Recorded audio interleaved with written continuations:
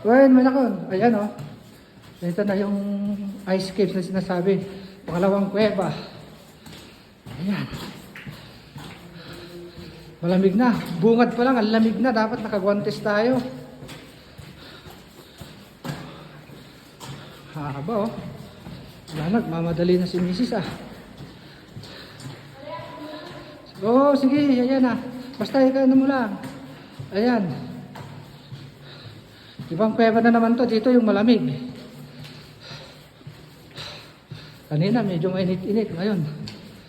Kasi bungad na ng yelo to eh. Ayan. Ito lang yung gusto ko talagang puntahan dito sa Austria. Yung ice caves na tinatawag. Yelo kuweba. Napakaganda daw. Kaya kailangan papasok natin. Pero meron pang kuweba dito ah. Hindi ako pupunta po so. Ginagawa pa lang yan oh. Yan. Ayun ginagawa. Pero dito kami iikot.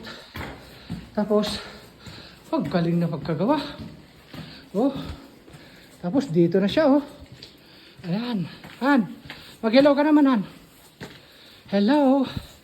O yun. Oh. Taas na namin. Yan si Mrs. Oh. Tuwang-tuwa siyang mag-tour. Eh. Okay lang. Maganda rin pa naman. Ayan oh. Kikita nyo naman yan.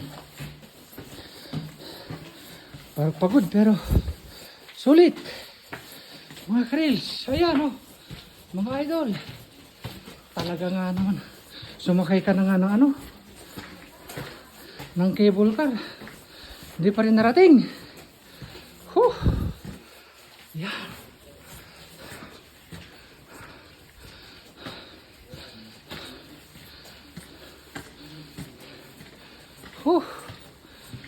Nararamdaman ko na lamig. Tumitigas na ang mga kamay.